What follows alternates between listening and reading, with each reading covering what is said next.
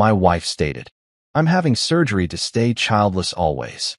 I answered, your decision. Then I divorced her and married her best friend. The pregnancy news at Easter crushed her. Look, I'm not saying I'm a romantic genius or anything, but I'd like to think I can pull off a decent anniversary dinner without accidentally setting the relationship on fire. Spoiler alert, I was wrong. Dead wrong. Like, congratulations, you just won a lifetime supply of emotional baggage, kind of wrong. So there I was, sitting across from my wife Marissa at Garden and Grace, this bougie restaurant in downtown Denver where the waiters wear ties that probably cost more than my truck payment, and the menu doesn't have prices because if you have to ask, you clearly wandered in from the Applebee's down the street. The kind of place where they describe every dish like it's auditioning for a cooking show, pan-seared Atlantic salmon with a delicate lemon butter reduction, garnished with microgreens harvested by monks under a full moon. I'm pretty sure half of it was just regular food with a French accent, but whatever. It was our 5th anniversary, and I was determined to do this right. I'd made reservations 3 weeks in advance because apparently that's what you have to do now to eat overpriced fish in a room full of people pretending their marriages are Instagram perfect.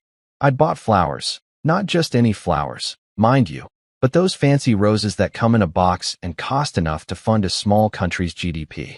I'd even worn the sport coat Marissa bought me last Christmas, the one that made me look like I was cosplaying as someone who knows what a 401k is. I was bringing my A game, folks. I was locked in, ready to celebrate 5 years of matrimonial bliss, or at least 5 years of successfully not burning the house down. The evening started off decent enough. Our waiter, this guy named Trevor who had the kind of carefully sculpted beard that required more maintenance than my entire body, brought out a bottle of champagne I'd pre-ordered. Not the cheap stuff either. This was the kind of champagne that fizzes with superiority. He popped it open with this theatrical flourish, like he was defusing a bomb, and poured it into glasses so thin I was afraid to breathe near them. Marissa smiled, that perfectly practiced smile she'd perfected over the years, the one she used for work functions and family photos. I should have recognized it for what it was, a warning sign wrapped in lipstick. To us, I said, raising my glass like an idiot who still believed in things like forever and happily ever after. To us, she echoed, clinking her glass against mine with all the enthusiasm of someone agreeing to terms and conditions they hadn't read. We ordered our food.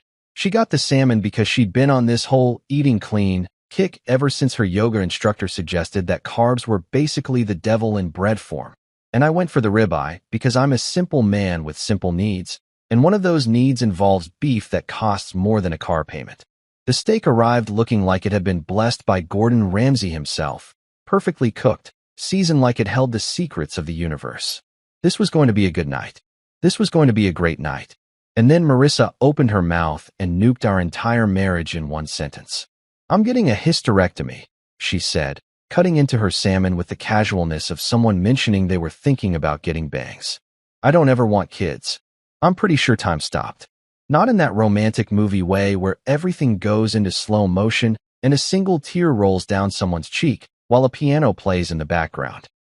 No, this was more like that moment in a horror movie when the music cuts out and you realize the killer's been in the house the whole time. My fork, loaded with a perfect piece of medium-rare steak, just hovered in midair like it was reconsidering its life choices. I blinked. Then I blinked again, because surely I'd misheard. Maybe she said she was getting a new hairstyle. Maybe she said she wanted kids. Maybe I was having a stroke, and this was just my brain short-circuiting. But no, she just sat there, chewing her salmon, looking at me with those expectant eyes like she'd just announced she was thinking about redecorating the bathroom and not, permanently closing down the baby factory we'd discussed approximately 700 times during our engagement. Come again. I managed to croak out, my voice doing this weird thing where it climbed about 3 octaves. A hysterectomy, she repeated, slower this time, like I was a golden retriever trying to understand quantum physics. I've been thinking about it for a while. I don't want children, Rowan. I never really did. I thought I might change my mind, but I haven't. I won't. So I'm going to make it permanent. The words hung in the air between us, right next to the romantic candlelight and the soft jazz that was playing over the sound system. Somewhere behind me, I heard another couple laughing. Trevor the waiter glided past with someone else's overpriced entree. The world just kept spinning like it didn't realize mine had just stopped. Here's the thing about life-altering bombs being dropped on you during your anniversary dinner. You've got options. You can cry. You can yell. You can throw your napkin down dramatically and storm out like you're the lead in a daytime soap opera. You can beg and plead and try to negotiate like you're haggling at a used car lot. Or, and hear me out on this one, you can just not. So I looked at my wife. My wife of 5 years. The woman I'd promised to love and cherish and all that other stuff they make you say in front of everyone you know. And I said the only thing that felt honest in that moment. Your body, your choice. Her eyes widened slightly. I think she'd been expecting tears, maybe some dramatic proclamation about how we could work through this, how love conquers all, how we'd find a way. But I was fresh out of romantic movie speeches. What I had instead was clarity, the kind that hits you like a freight train made of truth and ribeye. Translation, our marriage, my exit. I could see the wheels turning behind her eyes, see her trying to figure out if I was playing some kind of reverse psychology game. But I wasn't. I was just done. Done with the performance. Done with the tests I didn't know I was taking. Done with building a future with someone who'd apparently been planning a completely different one in secret. So I did the only logical thing left to do. I cut another piece of steak and ate it. Because honestly, if my marriage was ending, I wasn't about to let an $80 piece of beef go to waste. Waste not, want not, as my dad used to say. Pretty sure this wasn't what he meant, but the man raised me to finish what was on my plate, and I wasn't about to disappoint him now. Marissa just stared at me, her fork frozen halfway to her mouth, clearly not expecting this particular reaction. The rest of dinner passed in this weird, surreal silence punctuated only by the clinking of silverware and the distant murmur of other couples who probably weren't actively watching their marriages implode over microgreens and lemon butter reduction. When Trevor brought the check, I paid it without a word. Tipped him 20% because it wasn't his fault my wife had just detonated our future. We walked to the car in silence, drove home in silence, and went to bed in silence. And somewhere between the expensive sheets and the decorative pillows Marissa had insisted we needed, I realized something important. I'd just witnessed the death of my marriage, and I hadn't even gotten dessert. I've never been one of those guys who believes in signs from the universe or divine intervention or whatever spiritual mumbo-jumbo people talk about when they're trying to justify their bad decisions. But I'm pretty sure waking up the morning after your wife casually announces she's surgically removing any possibility of your future together is the universe's way of saying, hey buddy, time to update your address on your driver's license. The thing about sleeping next to someone who's just torpedoed your marriage is that it's profoundly uncomfortable in ways that have nothing to do with mattress firmness. Marissa was still asleep when I woke up at 5:30 in the morning, which was perfect because I had approximately zero interest in having a let's talk about our feelings conversation before I'd had coffee. Actually, scratch that. I had zero interest in having that conversation ever, with or without caffeine. I slipped out of bed like a Navy SEAL extracting from hostile territory, grabbed my phone, and headed straight for the garage. This was the part of the house that was actually mine, my workshop, my tools, my space that didn't have throw pillows with inspirational quotes about living, laughing, and loving. It smelled like sawdust and motor oil and honest work, which was a refreshing change from the lavender vanilla candles Marissa insisted on burning in every other room, because apparently our house needed to smell like a Bath and Body Works had exploded. I started pulling stuff off shelves, my good drill set, the circular saw Dad gave me before he died, my laptop, the level that had gotten me through more construction jobs than I could count. Each item went into a box with the kind of methodical precision that probably would have impressed a military recruiter. This wasn't emotional. This was logistics. This was strategy. This was me taking control of the one thing I still could, my exit. My phone buzzed. 6 in the morning, which meant it could only be one person. Dean. I answered, pressing the phone between my ear and shoulder while I wrapped a power drill in an old t-shirt. Why are you awake? My brother grunted, his voice thick with sleep and what I assumed was last night's whiskey. Why are you awake? I countered, because Dean was not a morning person. Dean was barely an afternoon person. Your location pinged weird. Are you in your garage at 6 a.m.? Did you finally snap and decide to build a rocket ship? Right. I'd forgotten about the family location sharing thing Mom had insisted we all set up after Dad died, like being able to see our little dots on a map would somehow prevent future tragedies. Dean, being a divorce lawyer with trust issues and a subscription to every true crime podcast ever made, actually checked it regularly. Better, I said, tossing a box of drill bits into the growing pile. I'm leaving Marissa. The silence on the other end lasted approximately 3 seconds, which I'm pretty sure was a record for rendering my brother speechless. I'm sorry, what? Did you just say? Yep. She dropped the kid bomb last night. Hysterectomy. Forever child-free. The whole 9 yards. Well, technically the whole 0 yards, since we're not having kids, but you get it. Holy shit. I heard shuffling, then what sounded like Dean falling out of bed. Okay, I'm awake. I'm fully awake. She's done? Like done. This isn't some temporary freakout that you two can therapy your way through. Done. I confirmed, moving to my toolbox. She's known for a while apparently. Just decided our 5th anniversary was the perfect time to share. Jesus Christ, Rowan. That's... He paused, and I could practically hear his lawyer brain kicking into gear. Okay, here's what we're gonna do. First, are you safe? Am I safe? Dean, she didn't threaten me with a machete. She just doesn't want kids. Yeah, but people get crazy during breakups. Trust me, I've seen things. Last month I had a case where the wife tried to donate the husband's kidney while he was asleep. That's not even medically possible. That's not the point. The point is emotions make people stupid. Where are you going? I looked around the garage, at the camping gear in the corner, the hiking boots I hadn't worn in months because Marissa thought hiking was basically just walking but with more complaining. And suddenly I knew exactly where I was going. Boulder, I said. I've still got that condo from before we got married. Been renting it out, but the lease ended last month. Tenant moved out 2 weeks ago. Perfect. That's perfect. I heard the sound of Dean's laptop booting up because of course he was already working. This was why he made partner at 32. The man treated family crises like billable hours. Okay, listen to me very carefully. Colorado's a no-fault divorce state, which means nobody has to prove anybody did anything wrong. I know. You've explained this to literally everyone at every family gathering since you passed the bar. Hey, it's important information. People don't appreciate lawyers until they need one. And then suddenly we're heroes. He was typing now, fast. The condo's in your name only, right? Yeah. Bought it before we got married. Good. What about the joint accounts? This was where things got interesting. Mostly my money. The inheritance from Dad's construction company. I kept it liquid for emergencies. And this qualifies as an emergency. Clean them out. Not all of it. Don't be a dick, but take what's yours. Colorado's an equitable distribution state, but that inheritance money is probably separate property anyway, since it was yours before the marriage. I'll need to check the specifics, but generally speaking. Dean, English, please. I didn't go to law school. Take your money and run. Leave her enough to not make you look like a complete asshole in court, but protect your assets. Think of it like this. You're not stealing, you're strategically relocating your financial resources. I had to hand it to him.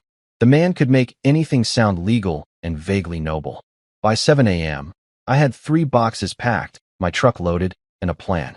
By 8, I was at the bank, moving money around while a very cheerful teller named Brenda made small talk about the weather and completely missed the fact that I was having a financial divorce at her window. I left Marissa enough to cover the mortgage for 3 months and her car payment because I'm not a monster, but everything else, the inheritance, my savings, the emergency fund, got transferred to an account she didn't have access to. Back at the house, Marissa was awake, standing in the kitchen with her coffee, looking at me with this expression that was half confusion and half something that might have been regret if I was being generous. Where were you? She asked, like this was a normal morning and not the aftermath of our relationship's funeral. Bank, I said, walking past her to grab the houseplants from the living room. She had approximately 47 of them, each one named and cared for with more attention than she'd apparently been giving our marriage. What are you doing with those? Leaving them. You're keeping the house, you keep the plants. They're all yours. I set them on the kitchen counter with more force than necessary. Congratulations. You wanted things that don't talk back. You got M. Her face did this complicated thing where it couldn't decide between anger and tears. Rowan, We need to talk about this. We need to figure out. Nothing to figure out, I said, heading for the door. You made your choice. I'm making mine. Dean's my lawyer. Have your lawyer call him. You already called a lawyer? It's been 12 hours. 13, actually. And yeah, I called my brother. You know, the divorce attorney you've met at every family barbecue for the past 5 years? That one. I made it to the truck, threw it in reverse, and was halfway down the street when my phone buzzed. A text from Marissa. A long one. I could see the preview. I need space to process what I'm feeling right now, and I think you should. I deleted it without reading the rest. If she needed space, well, she was about to have a whole lot of it. Here's something nobody tells you about leaving your wife. The aftermath is less dramatic movie montage of self-discovery and more eating cereal for dinner while questioning every life choice you've ever made. I'd been living in my Boulder condo for exactly 1 week, surrounded by unpacked boxes and the kind of silence that makes you wonder if you've gone deaf, when my phone buzzed with a message from the last person I expected to hear from. Haley Mitchell, Marissa's best friend since college. The artsy photographer with the septum piercing and the vintage band t-shirts who always looked vaguely uncomfortable at our dinner parties, like she was allergic to small talk and casserole dishes. We'd probably had a total of 15 actual conversations in the 5 years I'd known her, most of them revolving around, "Can you pass the wine?" and, "Yeah, the weather's crazy, right?" The message was short. "Hey Rowan, I know this is weird, but can we talk? I think you deserve to know some things." I stared at that text for a solid 5 minutes, trying to figure out if this was some kind of trap. Was Marissa using her friend as a spy? Was this going to turn into one of those situations where I showed up, and suddenly there were intervention-style folding chairs and someone's sobbing mother? Because I'd seen enough Dr. Phil episodes during sick days to know how this could go sideways. But curiosity, that absolute bastard of an emotion, got the better of me. So I texted back, "Sure. Coffee." We met at this place called Ozo on Pearl Street, one of those Boulder coffee shops where everyone looks like they just came from a yoga class or are about to invent an app that'll disrupt the kombucha industry.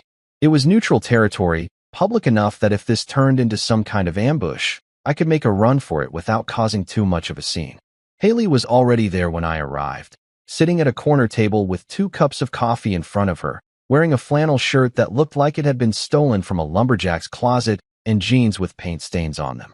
Her camera bag was on the floor next to her chair, because apparently photographers carry those things everywhere, like some kind of professional security blanket.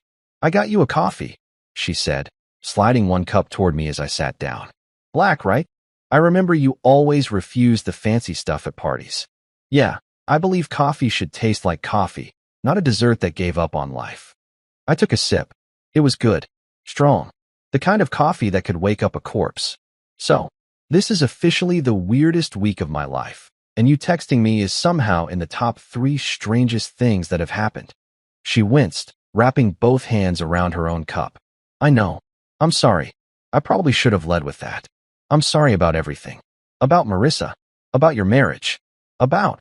She paused, looking down at her coffee like it might have answers. "About the fact that I knew." "Knew what?" "That she was going to do it. The surgery talk. The whole thing." Haley looked up, and I could see she was genuinely uncomfortable, like she was confessing to a crime. "She told me about a month ago. Asked me what I thought. I told her she was insane and that she needed to talk to you like an actual adult. But she said..." She stopped, shaking her head. "She said what?" I pressed, leaning forward. This was getting interesting in that horrible, can't look away from a car crash kind of way. Haley took a deep breath, like she was about to jump off a cliff. She said it was a test. The whole thing. She wanted to see how much you loved her. She thought if you really, truly loved her, you'd fight for her, beg her to reconsider, prove that you'd choose her over everything else, even your dreams of being a dad. I'm pretty sure my brain short-circuited. Like actual sparks and smoke. "I'm sorry, what?" "A test," Haley repeated, looking miserable. She's been reading these relationship books by some guru who thinks conflict is how you measure devotion, and she got it in her head that your marriage was too comfortable, too easy. She wanted drama. She wanted proof. She nuked our marriage for research purposes? My voice came out strangled, somewhere between a laugh and a scream. She blew up 5 years of my life because some self-help con artist told her that healthy relationships need more trauma? Essentially, yeah. Haley looked like she wanted to crawl under the table. Look, I know I should have told you. I should have warned you. But she's my best friend, and I stupidly thought, that maybe she'd come to her senses before she actually went through with it. I didn't think she'd actually drop that bomb on your anniversary. I sat back, trying to process this information. My wife, ex-wife, soon-to-be ex-wife, whatever, had staged an entire emotional crisis as a loyalty test. She'd looked me in the eyes over $80 salmon and lied about something that fundamental, just to see if I'd grovel. And when I didn't, when I actually respected her stated choice like a functioning adult, I'd apparently failed her psychotic pop quiz. I started, then stopped because I genuinely didn't have words. That's the most manipulative, narcissistic, absolutely bats hit thing I've ever heard. And I once worked on a construction site where a guy tried to convince everyone the moon landing was filmed in his uncle's garage. I know, Haley said quietly. I know it's insane. That's why I'm here. You didn't deserve that. You didn't deserve any of it. And I felt like, I don't know, like maybe you should know the truth before you spend the next year thinking you're the bad guy. Did she tell you the surgery wasn't real? I asked, already knowing the answer but needing to hear it. She hasn't had any surgery scheduled. She doesn't even have a doctor's appointment. Haley looked genuinely angry now, which was weird because I'd never seen her angry before. She was usually all zen energy and artistic contemplation. She thought you'd call her bluff. Thought you'd beg. When you didn't. When you just accepted it. She panicked. That's why she texted you that novel about needing space. She's trying to figure out her next move. Her next move? I repeated flatly. Like this is chess and not my actual life. Welcome to Marissa's world, Haley said with a bitter laugh. Everything's a performance. Everything's content for her mental Instagram highlight reel. I love her. I do. But sometimes I want to shake her and ask when she became this person who treats reality like a scripted drama. I took another long drink of coffee, using the time to organize my thoughts into something that resembled coherence. Why are you telling me this? You've been her friend for, what, 10 years? 12, actually, since sophomore year of college. She met my eyes, and there was something fierce in her expression. And in those 12 years, I've watched her pull stunts like this more times than I can count. Different boyfriends, different tests, different ways of manufacturing crisis, because she's addicted to intensity. But this, what she did to you, this crossed a line. You're not some college boyfriend she can play mind games with. You're her husband, or you were, and you deserve better. Turns out, having coffee with your ex-wife's best friend who just exposed her psychotic loyalty test becomes a regular thing. Who knew? Certainly not me, the guy who thought his biggest life drama would be choosing between hardwood and laminate flooring. But there I was, 3 days after our first coffee meeting, sitting across from Haley again at Ozo, listening to her explain the difference between aperture and shutter speed like it was going to be on a test I didn't sign up for. So the aperture is like the pupil of the camera's eye, she was saying, using her hands to make some kind of circle gesture that I'm pretty sure was supposed to be enlightening. It controls how much light gets in. F-stop numbers are inverse, so f/1.8 is actually a wider opening than f/16, which I know sounds backwards, but are you even listening? I'm listening. I lied, taking a sip of my coffee to hide the fact that my brain had checked out somewhere around inverse. It's just that you're speaking in wizard language, and I'm a simple carpenter who hits things with hammers for a living. She laughed, and it was the first genuine laugh I'd heard in weeks that wasn't tinged with bitterness or divorced guy energy. Fair enough. I'll spare you the bouquet lecture then. The what now? Never mind. See, this is why I don't date guys in my field. Too much shop talk. She paused, then looked horrified. Not that we're. I didn't mean. I was speaking generally about hypothetical. Relax, I said, finding her awkwardness oddly endearing. I know what you meant. And for the record, I appreciate that you're trying to distract me with camera nerd stuff instead of asking me how I'm processing my feelings, or whatever. Oh God, did someone actually ask you that? My mom. 3 times yesterday. Also wanted to know if I was eating enough vegetables, and if I'd considered therapy with a nice Christian counselor she found on Facebook. Facebook therapy recommendations. That's like getting medical advice from a magic 8-ball. We fell into this pattern after that. Coffee twice a week, sometimes 3 times if the week was particularly brutal. Haley would tell me about her photography gigs. Weddings where the bride was a nightmare, corporate headshots where everyone looked like they were being held hostage, artsy projects that involved way too much philosophical discussion about capturing light's emotional texture, whatever the hell that meant. I'd tell her about the construction jobs I was picking up, the Boulder housing market being absolutely insane, and the DIY projects I was doing to make the condo feel less like a temporary witness protection situation. She was easy to talk to in a way that Marissa never had been. With Marissa, every conversation felt like a performance review where I was constantly being evaluated on metrics I didn't understand. With Haley, I could just exist. No tests, no hidden meanings, no wondering if saying the wrong thing about dinner plans was actually a referendum on our entire relationship. It was during one of these coffee sessions that she mentioned hiking. "Wait, you hike?" I asked, surprised. "I've never seen you at any of the trail events Marissa dragged me to." That's because Marissa thinks hiking is, and I quote, "poverty cardio for people who can't afford gym memberships." Haley rolled her eyes. She went to exactly 3 hikes in college, complained the entire time about bugs and sweat and nature being inconveniently outdoorsy, and decided it wasn't for her. I stopped inviting her sophomore year. "Poverty cardio," I repeated, laughing despite myself. That's so perfectly Marissa it hurts. She made me buy a Peloton instead. You know how much those things cost. I could have bought a decent used truck. Please tell me you kept the Peloton in the divorce. Nope. Left it in the living room as a monument to expensive mistakes. She can use it to hang her manipulative relationship guru laundry on. Haley snorted coffee out of her nose, which made both of us crack up like idiots until the barista gave us a look that suggested we were lowering the property values. "Okay, so here's a thought," Haley said once we'd recovered. "You want to go hiking this weekend? Actual hiking, not whatever performative nature walks Marissa subjected you to. There's this trail up near Netherland that's supposed to be amazing this time of year." I considered it. The idea of spending a Saturday doing something that wasn't unpacking boxes or having imaginary arguments with Marissa in my head was appealing.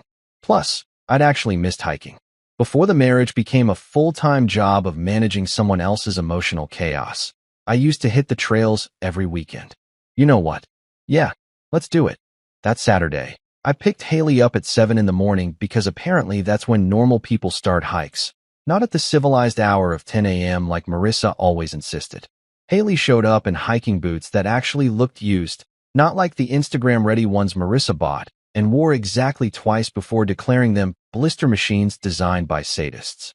"Please tell me you brought real food and not just those fancy protein bars that taste like cardboard had a baby with disappointment," she said, climbing into my truck. "Trail mix, sandwiches, and those little cheese crackers that are definitely 90% chemicals and 10% nostalgia. You're my hero." The drive up to Netherland was beautiful in that aggressive Colorado way where the mountains just show off relentlessly. We talked about nothing important. Her terrible client from last week who wanted engagement photos that looked candid but also professionally lit, and also can you Photoshop us to look like we're in Bali even though we're in a park in Aurora. My neighbor who kept leaving passive-aggressive notes about my truck taking up too much space even though I was well within my designated parking spot. The trail itself was perfect. Not too crowded, decent elevation gain without being a death march, views that made you understand why people moved to Colorado and then wouldn't shut up about it. We fell into an easy rhythm, the kind where you don't feel obligated to fill every silence with conversation. Sometimes we talked, sometimes we just walked, and both felt equally comfortable. About an hour in, I tripped over a root because I was too busy looking at the view and not enough at where I was putting my feet. Very graceful. Olympic-level coordination. "You good?" Haley asked, trying not to laugh. "Perfect. I meant to do that. Testing the ground stability." "Sure you were." She handed me some trail mix from her backpack. "Here, have some regret-flavored snacks." I took a handful, and she was right. Trail mix always somehow tasted like regret and raisins, which were basically the same thing. Why do they even put raisins in this stuff? Who actively wants a dried grape? Sociopaths and people who peaked in the 80s. We found a spot to rest on a fallen log that had a view of the Continental Divide doing its whole majestic thing. The silence was comfortable, broken only by the sound of wind through pine trees and some bird that was probably judging our hiking abilities. "Can I ask you something?" Haley said after a while, picking at the bark on the log. "Shoot." Did you ever feel like your marriage was real? Like, actually real, not performed? I thought about it, really thought about it, instead of giving some defensive knee-jerk answer. Honestly, looking back, I don't know anymore. There were moments that felt real. Probably were real, but there were way more that felt like we were acting out what a marriage was supposed to look like. Like we were both following a script nobody gave us, but everyone expected us to know.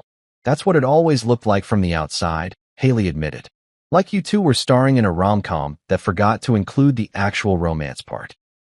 Everything was staged. The perfect date nights, the coordinated couple outfits, the social media posts about relationship goals. It was exhausting just watching it. You know what the really sad part is? I didn't even realize how exhausting it was until I left. Now I'm sitting on a log, eating trail mix that tastes like disappointment, talking to you about how fake my marriage was, and this is the most human I've felt in months. You know that thing where you think your life can't possibly get more complicated, and then the universe says, hold my beer and watch this. Yeah, that happened. Because apparently, leaving your manipulative wife and going on some perfectly innocent hikes with her best friend is grounds for being declared public enemy number one in the greater Denver metropolitan area. It started with a text from my buddy Kyle. Well, former buddy Kyle, as it turned out.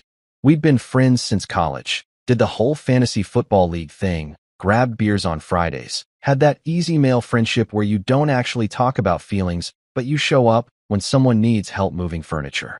He sent me a message at 11 on a Tuesday night that just said, "Dude, really?" I stared at those two words like they were written in ancient Sanskrit. Really what? Really I left my wife who staged a psychological experiment disguised as a marriage? Really I didn't feel like sticking around for more emotional manipulation? Really I had the audacity to drink coffee with another human being who happened to have a uterus? What are you talking about? I texted back. The response came fast. Marissa told everyone about you and Haley. That you left her for her best friend. That you've been cheating for months. Man, I thought you were better than that. And there it was. The other shoe, dropping from orbit like a nuclear warhead made of lies and social destruction. I called him immediately because some conversations require actual vocal confrontation, not passive-aggressive text bubbles. Kyle, what exactly did Marissa say? That you left her out of nowhere, that she found out you've been having an affair with Haley, that you've been lying to her for months. She's devastated, man. She showed us screenshots of you and Haley texting, meeting up for coffee.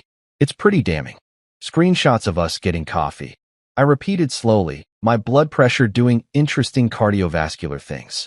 Coffee that started happening after I left. Coffee that's been completely platonic.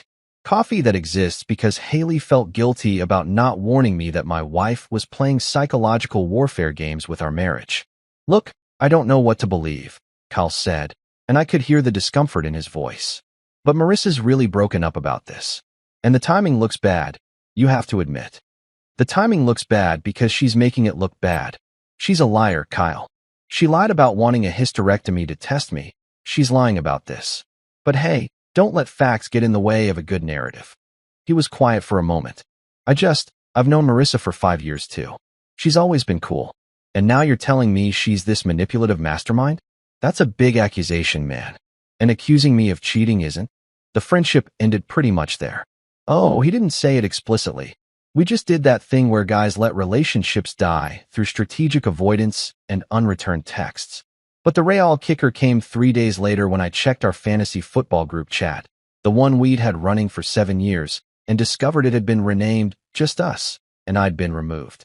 7 years of trash talk, draft day arguments, and celebration gifts, gone because my ex-wife was better at PR than I was at defending myself. The hits kept coming after that. My coworker Brett, who I'd done at least a dozen projects with, suddenly got very busy whenever I suggested grabbing lunch. The guys from my rec league softball team started acting weird, like I was carrying a contagious disease called probably a cheater. Even my barber, a guy who'd been cutting my hair for 3 years, gave me this look when I came in that suggested he'd been briefed on my moral failings. Heard about you and the wife, he said, in that careful tone people use when they're trying not to sound judgmental while absolutely judging you. That's rough, man. Yeah, it's something, I said, because what else do you say? Actually, funny story, she manufactured a crisis to test my devotion And when I didn't grovel, she decided to tell everyone I'm a cheater, so that's fun. He just nodded like I was confirming his worst suspicions, and I got the distinct impression my haircut was going to be slightly worse than usual out of principle. But the worst part, the absolute worst part, was what happened to Haley. She called me on a Thursday afternoon, and I could hear something in her voice that I'd never heard before. Not quite tears, but close. The kind of emotional shrapnel that comes from being attacked by people who are supposed to be your friends. "You need to see this," she said. She sent me screenshots, Instagram DMs, Facebook messages, texts from mutual friends of hers and Marissa's. And they were brutal. Home-wrecking Lens Goblin was actually one of the nicer ones. There were accusations, slut-shaming paragraphs that would have made a Victorian priest blush, and threats to tank her photography business by leaving one-star reviews everywhere. One message, from someone named Ashley who I vaguely remembered from one of Marissa's birthday parties, said, "You're a terrible person and an even worse friend. Marissa gave you everything, and you stabbed her in the back for some mediocre dick. Hope your camera breaks and your business fails." Mediocre dick. I wasn't even insulted. I was almost impressed by the specificity of the insult. "Haley, I'm so sorry," I said, and I meant it. This was my mess, or at least my ex-wife's mess, and Haley was catching shrapnel for the crime of being decent to me. This is insane. These people don't even know what actually happened. "No, they don't," she agreed, and I expected her to sound defeated. Expected her to say maybe we shouldn't hang out anymore, that the social cost was too high, that I wasn't worth losing her entire friend group over. Instead, she laughed. Not a bitter laugh or a crying disguised as laughter laugh.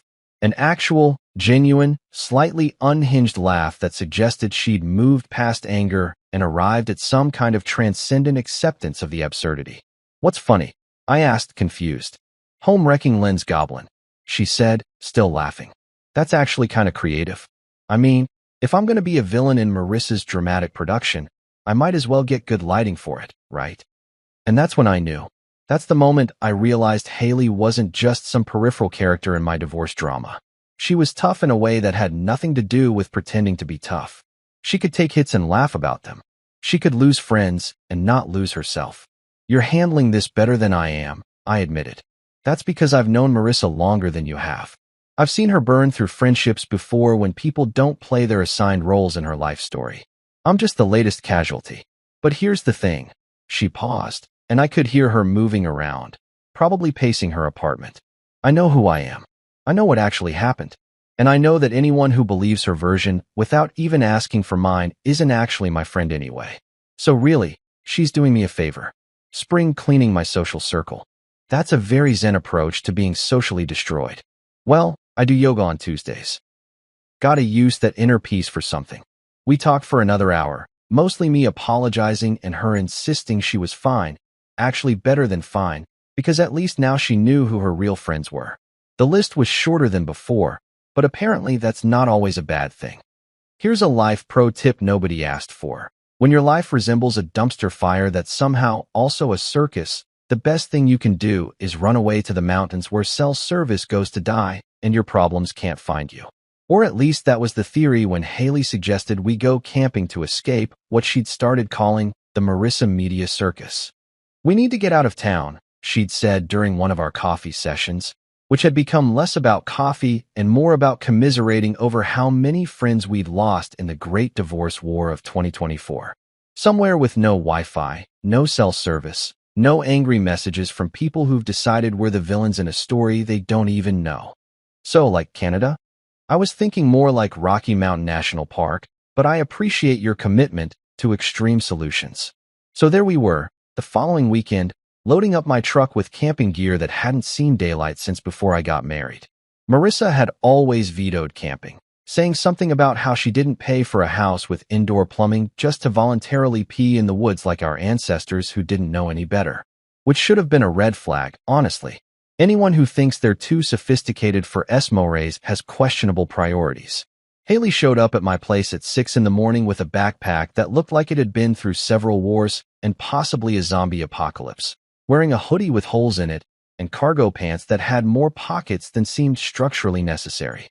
"Please tell me you packed more than just camera equipment," I said, eyeing her bag suspiciously.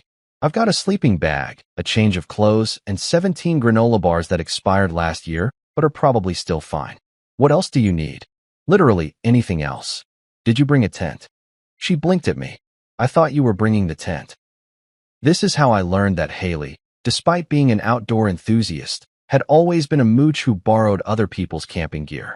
Which meant we were now sharing my two-person tent that I'd bought in college when I was significantly less aware of concepts like personal space and appropriate boundaries with your ex-wife's best friend. This is fine, I said, trying to convince myself as much as her. We're adults. We can share a tent without it being weird.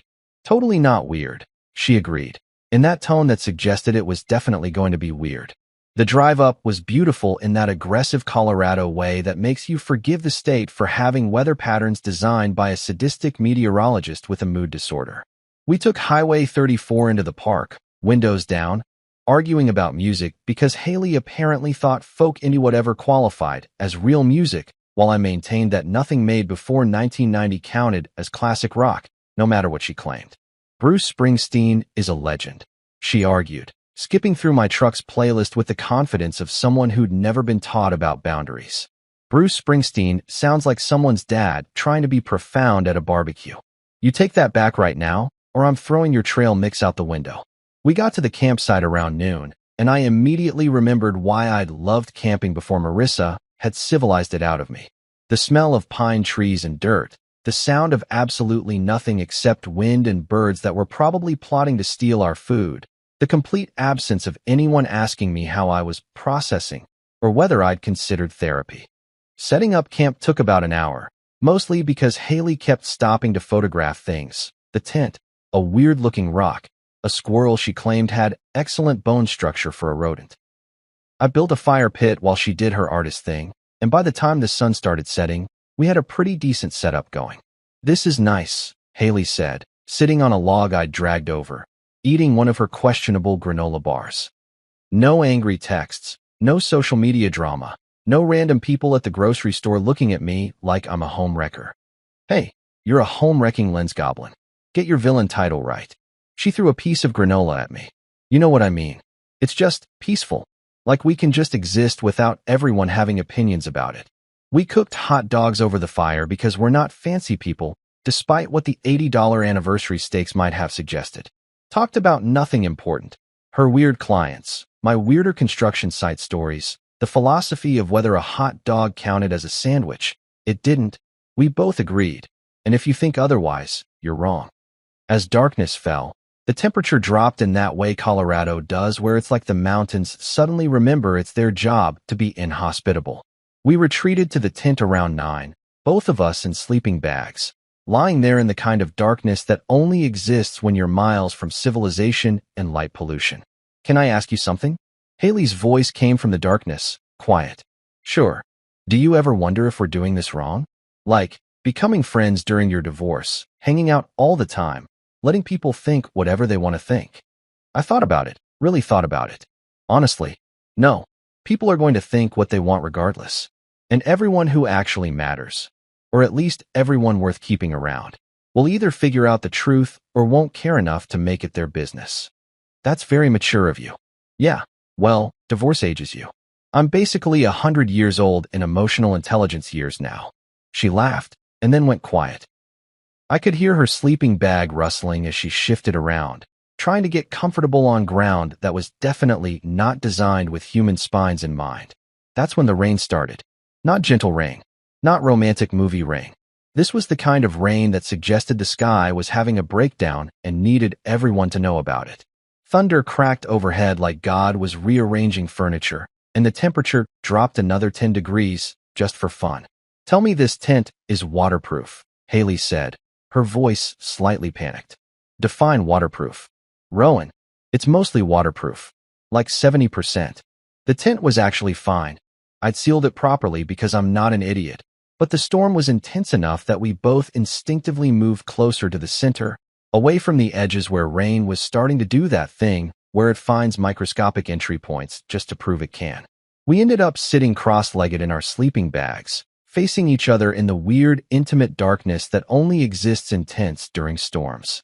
Haley pulled out her phone for light, and in the glow, I could see her hair was doing that thing where humidity turns it into something with its own zip code. "So this is cozy," she said, trying for humor, but landing somewhere near nervous. "Yeah, nothing says romance like being trapped in nylon while nature throws a tantrum." I paused. "Wait, not romance. I meant nothing says friendship? Platonic tent sharing." Smooth. Really nailed the landing on that one. Another crack of thunder, close enough that I felt it in my chest. Haley jumped slightly, and I realized she'd moved even closer. We were maybe a foot apart now, close enough that I could see the way her eyes reflected the phone light. Close enough that this was definitely entering territory that wasn't strictly just friends hiding from weather. "I hate thunder," she admitted quietly. "Have since I was a kid. My dad used to tell me it was just clouds bumping into each other, but that never made it less terrifying. Clouds with anger management issues." She laughed, but it was shaky. "Yeah, aggressive clouds." We sat there for a while, listening to the rain assault our tent like it had personal beef with waterproof fabric. The wind was picking up too, making the whole structure shudder and flex in ways that were probably fine, but felt vaguely apocalyptic. "Can I tell you something?" Haley said suddenly, her voice barely audible over the storm. "Is it about how we're probably going to die out here, and you want to confess your crimes?" "No, you idiot." She took a breath, and even in the dim light, I could see she looked nervous. Actually nervous. Not her usual cool photographer who's seen everything nervous. "I think, God, this is going to sound insane. The timing is terrible. You're literally in the middle of a divorce, and I'm losing friends over even knowing you, and this is possibly the worst moment in human history to say this. But, Haley, I think I'm falling for you." The words hung there in the tent, competing with the thunder for which could make my heart do more interesting acrobatics. I stared at her, my brain doing that thing where it tries to process information but keeps buffering like bad Wi-Fi. "You what?" "I know," she said quickly, words tumbling out like she'd been holding them in too long, and they were making a break for freedom. "I know it's a disaster. I know everyone already thinks we've been having an affair, and this would just confirm it. And I know you're dealing with enough without me dropping this on you in a tent during a literal storm, like some kind of rom-com written by someone who failed subtlety class. But I can't. I can't keep pretending I don't feel it." "How long?" I managed to ask. She laughed, but it sounded almost sad. "Honestly, I think since that first coffee. Maybe before. There was always something about you that felt, I don't know, real? Like you were the only person in Marissa's orbit who wasn't performing all the time. Even when you were clearly miserable at her dinner parties, you were genuinely miserable, not fake polite miserable. And then when we started hanging out, and you were funny and kind and didn't treat me like some weird artsy accessory, and you actually listened when I talked about photography stuff even though I know you don't care about aperture. I care a little bit about aperture. You absolutely do not. Okay, you're right, I don't. But I care that you care about it. She went quiet, and I realized I needed to say something. Needed to respond to this confession that she'd just dropped in the middle of a thunderstorm like a grenade made of feelings. The thing was, I'd been actively not thinking about this. About the way my day felt better when I knew I was going to see her. About how her laugh had become my favorite sound. About how somewhere between hike number 3 and her roasting my dad's sneakers, which were perfectly functional, thank you very much, I'd started looking forward to coffee dates more than I'd looked forward to anything in years. I'd written it off as post-divorce rebound feelings, as gratitude for having someone in my corner, as literally anything except what it actually was. I think I've been falling for you too, I said, and the words felt both terrifying and honest in a way I hadn't felt in years. I didn't want to admit it because the timing is insane and everyone already hates us, and I'm technically still married for another few months, and this feels like the kind of thing that only happens in movies written by people who've never experienced actual human complications. But I can't keep pretending either. And honestly, somewhere between you calling yourself a lens goblin and right now, I realized I'd already fallen. Past tense. Done deal. I'm just an idiot who didn't notice until you said it out loud. She was close enough now that I could feel her breath, could see the way she was looking at me like I was something worth capturing on film. The tent shuddered again, rain hammering down, and I thought about all the reasons this was a terrible idea. The divorce wasn't final. Everyone already thought we were villains. My ex-wife was her ex-best friend. The social fallout would be nuclear. We'd known each other for barely 2 months in any real capacity. And then I thought, screw it. I kissed her. Not some dramatic movie kiss with a soundtrack and perfect choreography. This was we're sitting in sleeping bags in a tent that smells like wet nylon and possibly regret kiss. Awkward angles, bumped noses, the kind of kiss where you're figuring it out as you go. And it was perfect. She kissed me back, her hand coming up to my face, and for a moment the storm outside didn't matter. The drama, the accusations, the friends we'd lost, none of it mattered. There was just this moment of something real in the middle of everything fake that had come before. When we pulled apart, she was smiling. Not her polite smile or her professional photographer smile, but something genuine and slightly stunned. So, she said. So, I echoed. This is happening. Appears to be. Everyone's going to lose their minds. They already have. Might as well give them something real to lose it over. She laughed and kissed me again, and outside the storm raged on. But inside our ridiculous two-person tent that definitely wasn't meant for whatever this was becoming, I felt the most at peace I'd been in years. For the record, Haley said, settling back into her sleeping bag but staying close. This is the best thunderstorm of my life. Same, I agreed. And I once saw one that knocked out power for 3 days and gave me an excuse to skip a work conference. Romantic. I'm a romantic guy. It's my whole thing. She reached over and took my hand, lacing her fingers through mine. Your whole thing is building stuff and making sarcastic comments. I contain multitudes. We fell asleep like that, hands linked between sleeping bags, while the storm eventually wore itself out and Colorado remembered how to be peaceful again. And when I woke up in the morning with my back absolutely destroyed from sleeping on the ground and Haley snoring softly beside me, I realized something important. Sometimes the best things in your life start in the worst possible circumstances, with the worst possible timing, in the worst possible two-person tent. Best thunderstorm of my life indeed. 6 months is apparently the magic number for your life to go from complete dumpster fire to actually pretty decent, which nobody tells you when you're in the middle of the dumpster fire part. 6 months after that camping trip, after that thunderstorm confession that changed everything, I found myself standing on top of Mount Elbert at sunrise with a ring in my pocket and a plan that was either incredibly romantic or incredibly stupid. Knowing me, probably both. The divorce had finalized 3 weeks earlier, which was faster than expected because Marissa had apparently gotten bored with the whole process once she realized I wasn't going to fight her or beg or give her the dramatic confrontation she'd probably been hoping for. Dean, my lawyer brother who'd somehow managed not to say, "I told you so" more than 15 times throughout the entire process, had called me with the news while I was in the middle of installing cabinets at a job site in Thornton. "It's done," he'd said. "You're officially a free man." Well, free-ish. There's paperwork and bureaucracy, and the state of Colorado needs to process things. But legally speaking, you're divorced. That's it. No final boss battle. No dramatic courtroom scene. This isn't Suits, Rowan. Most divorces end with a whimper and some signatures, not a monologue. Though I will say, Marissa's lawyer seemed relieved to be done with her. Apparently, she kept trying to add clauses about you not being allowed to tarnish her reputation on social media. Her reputation tarnished itself. I didn't even have to help. Yeah, well, her lawyer agreed with you, which is why that particular clause didn't make it into the final agreement. Congratulations, by the way. You're now the proud owner of your freedom and significantly less money than you started with. Worth it, I'd said, and meant it. Haley and I had been officially together for those 6 months, though officially is a weird word when everyone already assumed you'd been together from the start. We'd stopped caring what people thought around month 2, right about the time someone left a 1-star review on Haley's photography business calling her an immoral homewrecker with mediocre composition skills, and she'd responded by posting the review on her Instagram with the caption, "At least my lighting is good though," and gotten about 100 new clients from it. The people who mattered, my brother Dean, Haley's dad who was a retired firefighter with the personality of a friendly bear, a handful of friends who'd actually asked for our side of the story, had stuck around. Everyone else had filtered themselves out, which turned out to be less of a loss and more of a spring cleaning we didn't know we needed.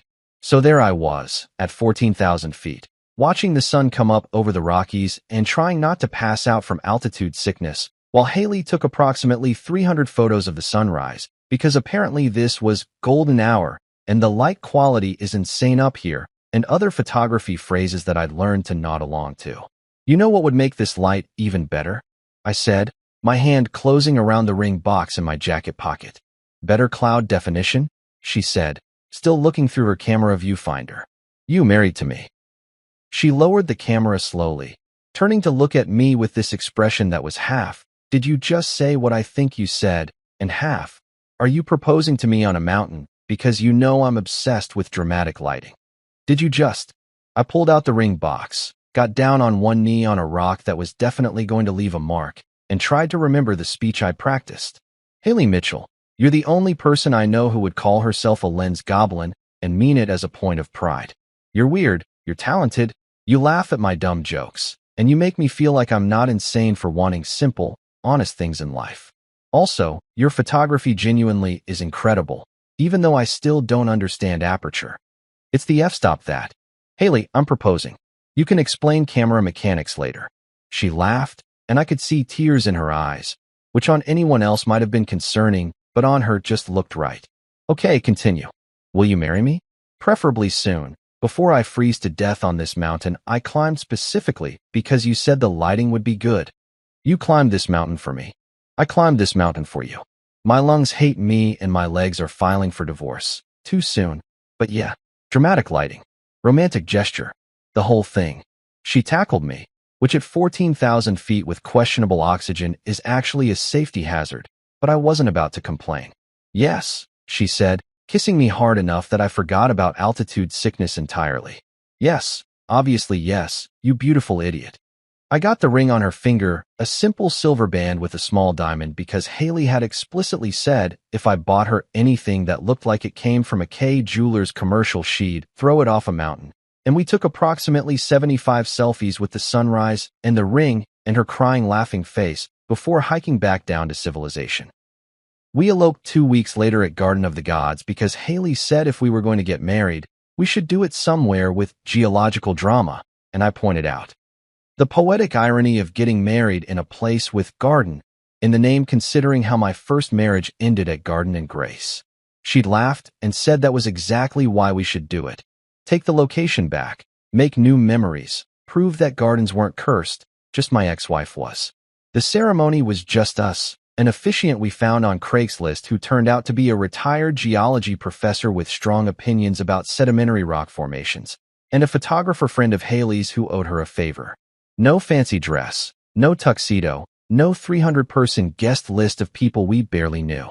Just us, the Red Rocks, and vows we wrote ourselves on the drive over. No lies, I said. No tests, she added. No Marissa, we said together, and the officiant looked confused but continued anyway. We moved her stuff into my Boulder condo that weekend, which mostly consisted of camera equipment, vintage band t-shirts, and approximately 40 houseplants that she promised she'd actually keep alive this time. She converted my spare bedroom into a photo studio, complete with lighting equipment that looked like it belonged on a spaceship and backdrops in colors I didn't know existed. I kept building furniture in the garage, tables, chairs, a bookshelf that was slightly crooked but had character, and she'd photograph each piece for her Instagram, turning my hobby into content. We were basically Pinterest goals, except with more sarcasm and better lighting. Life was good, simple, real. We'd wake up, make terrible coffee, work our respective jobs, come home to each other. No drama, no tests, no performances. Just existence with someone who actually liked existing with me. 3 months into married life, Haley walked into the garage where I was sanding down a coffee table and said, "I'm pregnant." I looked up, saw her holding what appeared to be several positive pregnancy tests, and my brain did that thing where it tries to process information but gets stuck buffering. You're pregnant. Very pregnant. Like, really pregnant. How pregnant are we talking? Twins pregnant. The sander slipped from my hand, hit the floor with a thud. I'm sorry, twins. She was crying and laughing at the same time, showing me the ultrasound photo on her phone. 2 heartbeats. 2 tiny humans. Because apparently the universe looked at our life and said, you know what these 2 need? Double trouble. I pulled her into a hug, getting sawdust all over her shirt, my own eyes getting suspiciously wet. We're having twins. We're having twins, she confirmed. Think you can build 2 cribs? I can build anything, I said. That's literally my job. Good. Because we're going to need so much furniture. Like, an unreasonable amount of furniture. And standing there in my garage-turned-workshop, holding my wife who was apparently growing 2 humans, covered in sawdust and happiness, I realized something. This was it. This was the life I'd been trying to build with the wrong person. But now I had the right person, and twins on the way, and a future that actually felt like mine. Best mistake I ever made was ordering that salmon at Garden and Grace. Easter Sunday, the one holiday where people pretend they aren't silently judging each other's deviled eggs and family dynamics. Haley's grandma, Eleanor, was hosting brunch at her estate in Colorado Springs, and I swear to God, this woman ran her house like a courtroom with doilies. Retired judge, early 80s, and sharp enough to cross-examine a brick wall into confessing.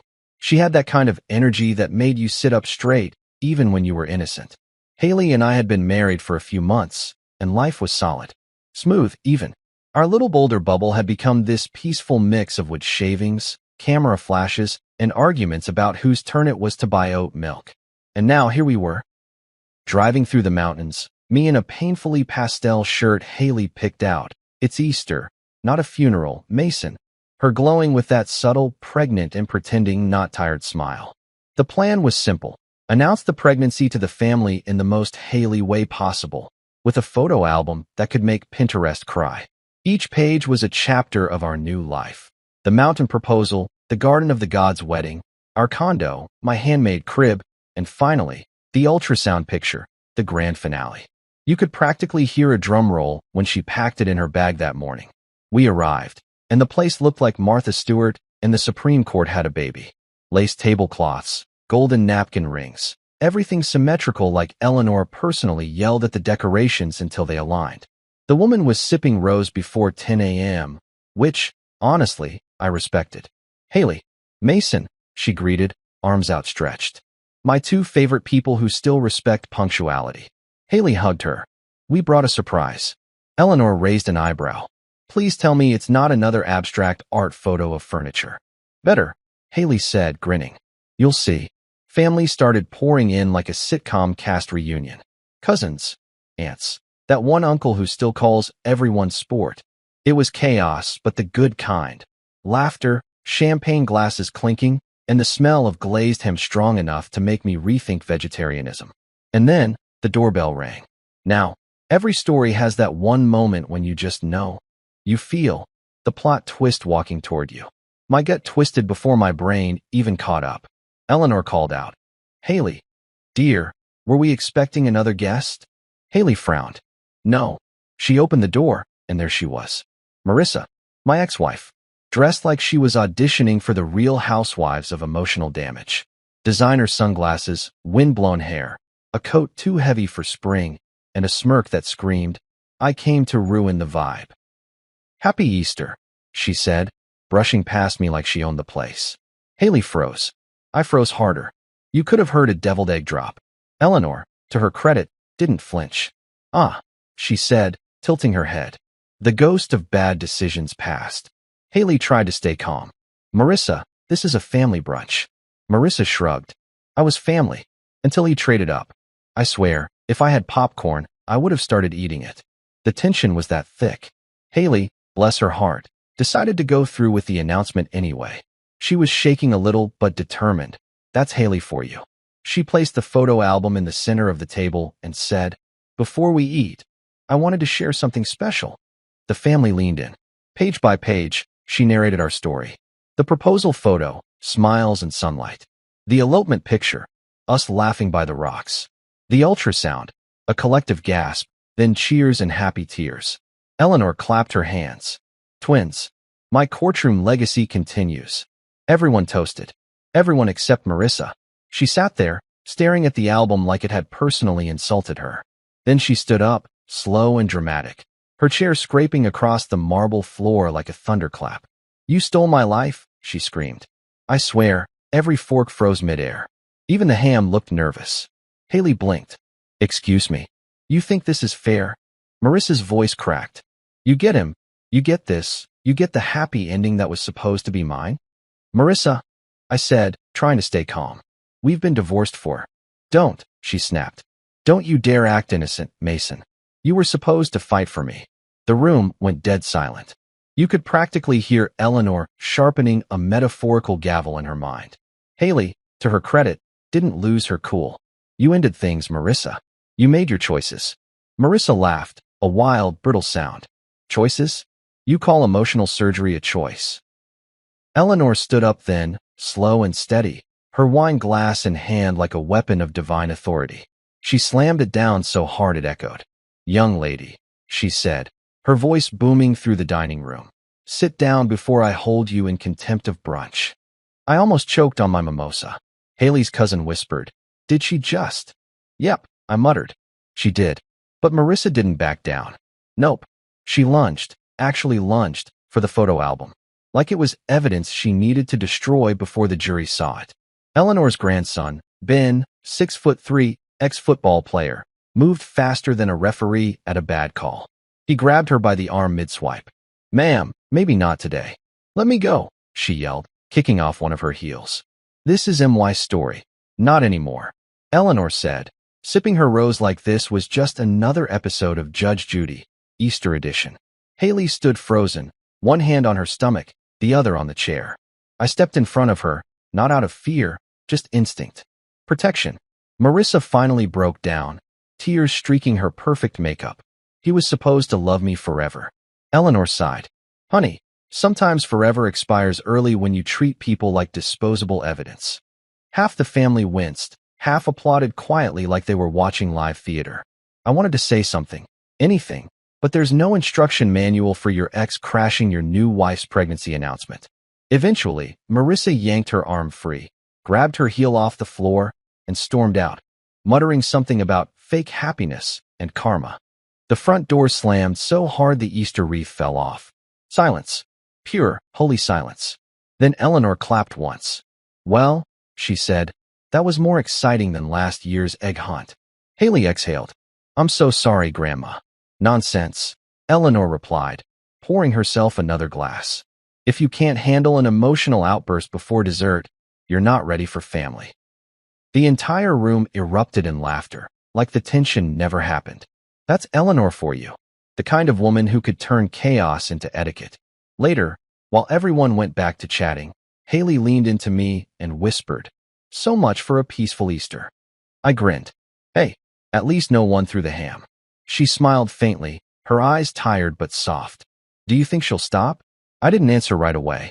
I just looked at the front door, still swinging slightly from the impact, and said, if she doesn't, Grandma Justice will make sure she does. Haley laughed, kissed my cheek, and for a brief moment, despite the insanity, everything felt okay again. Because sometimes peace doesn't mean quiet. Sometimes peace means you survive the noise together and laugh about it over cold deviled eggs. If you've never seen someone spiral in real time, let me introduce you to Marissa's post-Easter World Tour of Chaos. I call it the Breakdown Tour, and it had more drama, travel, and audience participation than Taylor Swift's Eras Tour, minus the talent and the ticket sales. It started small. A few weird texts, a random, you'll regret this voicemail I deleted before finishing breakfast, and a cryptic Instagram story captioned, he built her a home with what he chopped from my trust. Whatever that meant. I figured she'd get bored and move on. Wrong. She doubled down like a poker player with nothing left to lose but pride and a shared Amazon password. One Monday morning, I got to a job site in downtown Denver, a high-end cabin build I was overseeing, and there she was, sitting in her car across the street like a low-budget detective. Sunglasses on, latte in hand, glaring at me like I'd stolen her Netflix login. I pretended not to see her, walked inside, and told my crew, if a woman in a white Lexus asks for me, tell her I'm moved to Guam. But the next week, Haley came home crying. Her camera gear, her livelihood, was trashed. Someone had keyed her car, smashed a lens, and left a note that said, he'll ruin you too. It didn't take a forensic team to figure out who the culprit was. Haley wasn't the dramatic type. She cried once, quietly, then pulled herself together and did what she always does, turned pain into art. 2 days later, she uploaded a series of photos, the shattered lens, the scratched camera, and a self-portrait in the reflection of a broken mirror. Caption: some people break things, others rebuild. That post went viral overnight. We're talking full-blown internet applause. Wedding planners, artists, influencers, they all flooded her comments with love and sympathy. The bookings poured in. Every bride in a 50-mile radius suddenly wanted the photographer who turns heartbreak into beauty. Meanwhile, Marissa kept self-destructing. She started posting quotes about toxic masculinity and gaslighting alongside our wedding photos.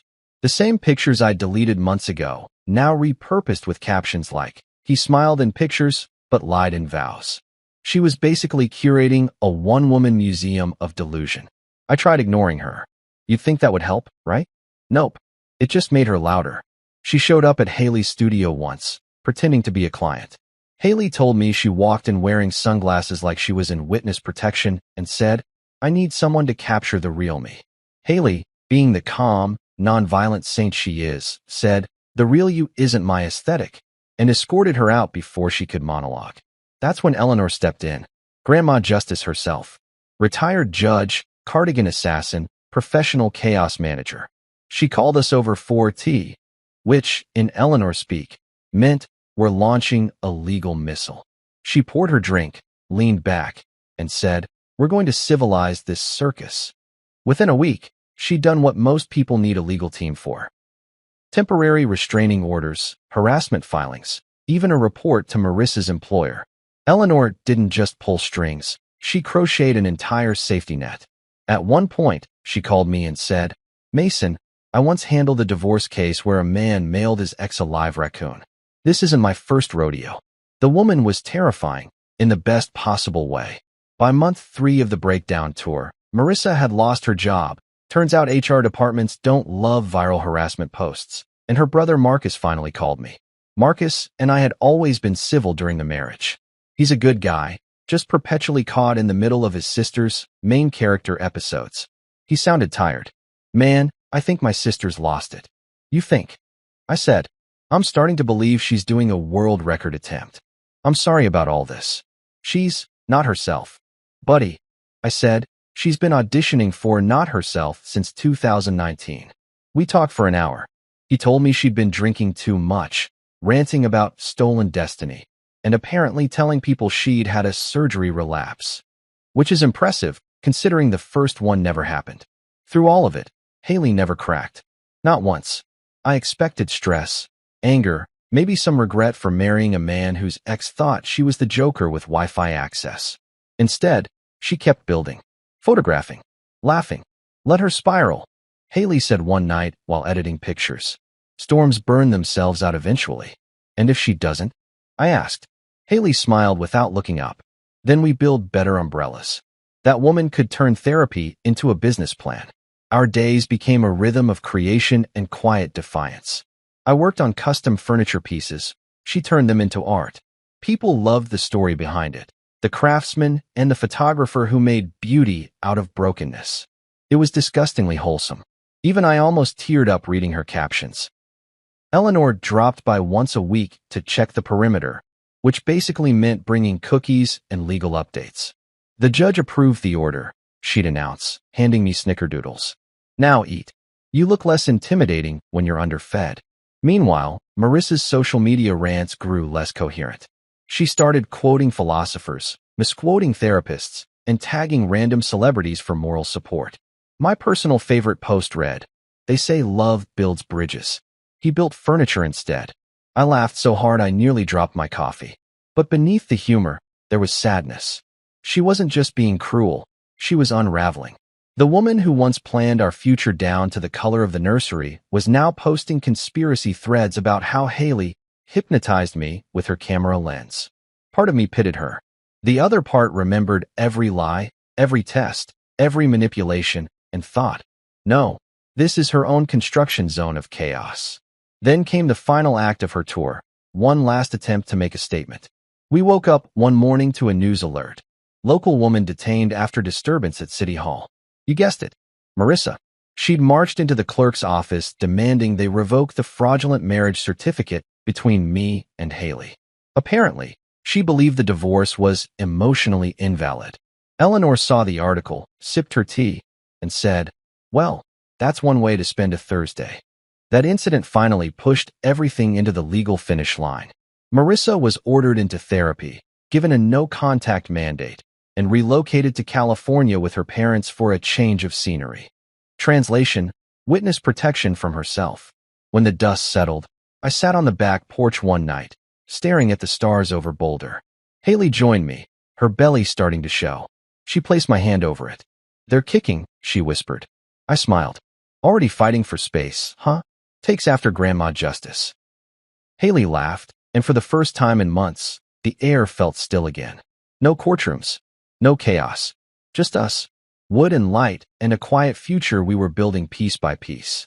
Sometimes I think back to that Easter table, to the woman screaming about stolen lives, and realize she wasn't wrong about everything.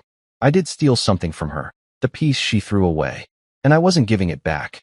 Because if Marissa's breakdown tour was about destruction, ours was about rebuilding. And judging by the kicks under my hand, the next generation was already getting ready for the encore. There's a special kind of peace that comes after chaos, the kind where your life feels like it's been washed clean, but you can still see the faint outlines of the mess that used to be there. That's where Haley and I were. The workshop smelled like cedar and hope. Her studio was buzzing with new clients. And the court order against Marissa had been so ironclad that even her shadow wasn't allowed within 100 feet of our property line. Life was good, quiet, predictably boring, and I loved it. Then came the knock. It was a Wednesday night, somewhere between Netflix autoplay next episode and, let's call it, early bedtime because adulthood. Haley was 8 months pregnant, glowing in that I'm tired but excited kind of way. I was sanding a crib I'd been working on, handcrafted, solid maple, my best work yet. Then, 3 sharp knocks. Not the polite kind, either. The kind that announces, "Trouble's back," and she knows your address. Haley looked up from her laptop. "You expecting anyone?" "Only DoorDash," I said, wiping my hands. And he usually doesn't sound that judgmental. I opened the door, and there she was, Marissa. Thinner, paler, and somehow older than 6 months should make a person. Her eyes were glassy, her hands trembling around a half-folded piece of paper. "Mason," she said softly, "I needed to talk to you." Every instinct in me screamed, "Don't." But Haley was right behind me, her hand on my back. "It's okay," she whispered. "Let's hear it." Marissa's voice cracked. "The surgery, it wasn't real." I blinked. "Come again." "I made it up," she confessed, tears already welling. "I wanted to test if you'd fight for me." I stood there, staring like my brain had blue-screened. "You faked a life-threatening surgery as a relationship quiz." She nodded, sobbing now. "I thought, if you still loved me, you'd come running. I just wanted proof." But then everything spiraled, and I couldn't stop lying. Haley stepped forward, her voice calm but sharp enough to cut glass. "That wasn't a test, Marissa. That was emotional arson." Marissa turned to her, broken. "I'm sorry. For everything. For the party, for the posts, for..." Haley held up a hand. "You don't owe us an apology. You owe yourself therapy." I exhaled slowly, fighting that weird cocktail of pity and disbelief. "Congratulations," I said finally. "You passed the test for how to end a marriage in one move." Marissa's shoulders shook. "I didn't mean for it to go this far." "That's the problem," I said. "You never mean it. You just do it, and then expect applause for regret." Haley's eyes softened, but her voice stayed firm. "Marissa, it's over. You need to let go." Marissa nodded, wiped her tears, and whispered, "I know." Then she turned and walked away, down the driveway, into the dark. No screaming, no chaos, just silence. And somehow, that was worse. Haley closed the door, leaned against it, and sighed. "Do you think she's okay?" I thought about that for a second. Maybe someday. But right now, she's just done. That night, we didn't talk much. We didn't need to. I crawled into bed next to Haley, rested my hand on her belly, and felt one of the twins kick. Life was reminding me where to keep my focus, forward. 6 weeks later, on a Tuesday morning that smelled like coffee and hospital sanitizer, the universe decided to balance the scales again. Leo and Mila arrived, 2 tiny bundles of chaos that somehow made every hard moment worth it. Haley was incredible. Calm, radiant, a total pro. Me? I cried like a guy in a Pixar movie. Watching her hold them for the first time, whispering their names, I realized something. I'd spent years trying to fix broken things. Now, for once, I'd built something whole. The workshop became the heart of our home. By day, I built furniture for clients. By night, I built forts and rocking chairs for my kids. Sawdust and baby powder. It's a weird combo, but it smells like redemption. Haley turned her small hands, big dreams, project into something beautiful. Every Saturday, we'd invite neighborhood kids over to learn woodworking.